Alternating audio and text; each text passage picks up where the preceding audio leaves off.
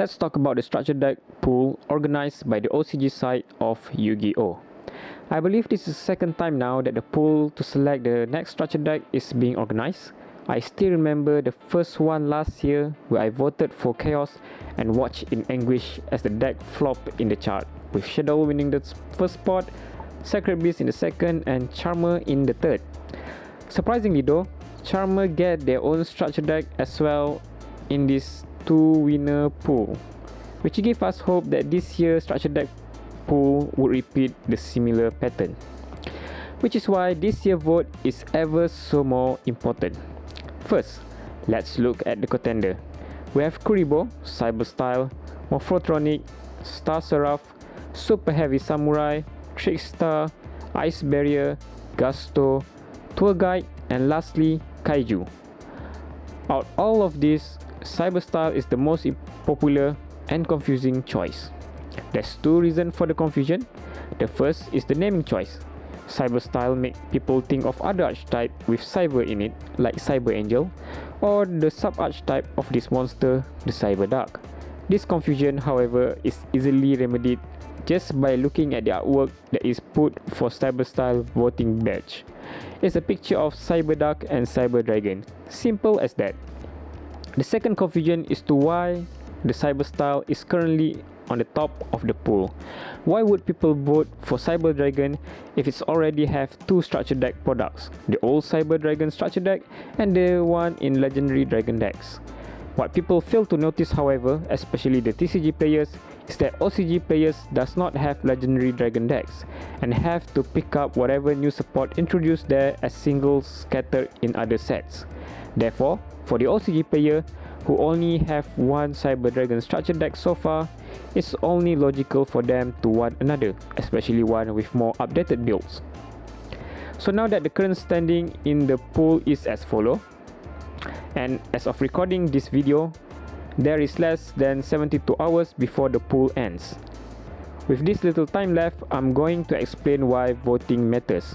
Now, I'm not a Konami employee, nor do I have an uncle who works there, but I'm used to work in graphic designs with its deadline shenanigans, and based on my limited experience, I can tell you without a doubt that all the new support cards for the archetypes listed in the pool has already been done.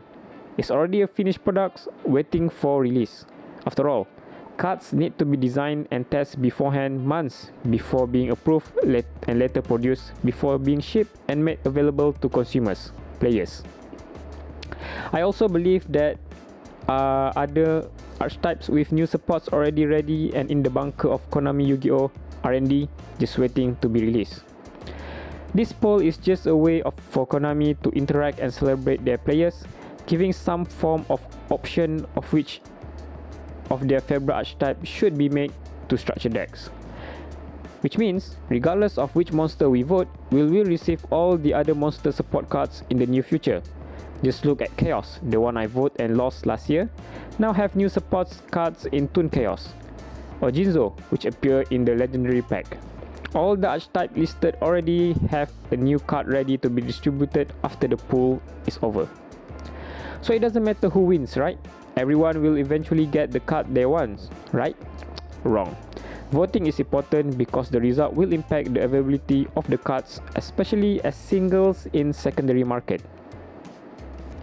Let's take a look at Chaos again as example.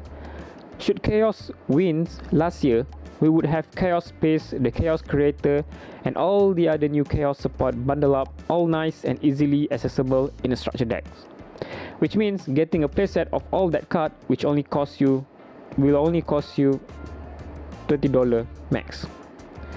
But the archetype lost, and now we have to deal with card ratios in the set and high prices in secondary market instead.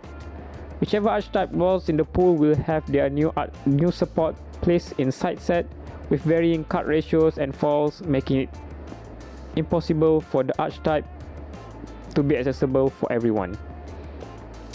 Another lesson to be learned in the past is that if the archetype is famous enough, regardless of the rank, it will get its own structure deck.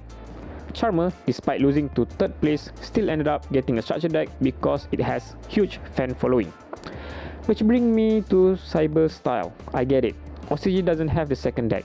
It's a favorite archetypes, a rogue, or even a meta contender, which is why it's at number 1 right now. But I don't think Cyberstyle should be at number 1. Its high popularity means even if it is placed at number 3, it will get the same treatment as Charmer. Also, Cyber Dragon is part of the old structure deck, just waiting to get its R or retrained version. So putting Cyber Dragon in the top 2 spot is just a waste of space for other archetypes more fitting. So which deck should the vote go to aside Cyberstyle? Well, Ice Barrier and Gusto are both good choice at the moment, but maybe we should also look at Kaiju. Yes, Kaiju the side deck archetype. Sure, it's hard to see Kaiju as a standalone deck that would compete in the meta, but I'm confident to say that whatever new Kaiju monster or spell or trap Konami would bring, it would definitely be impacting the game. And what better way for us to control which product this new support would end up in than in this pool? That goes to any other archetype presented that is not as popular as Cyberstyle. This is our chance to make sure we get the card we want and the product we want. TLDR of this video is this: the voting matter and you should vote wisely. Thank you for watching this video.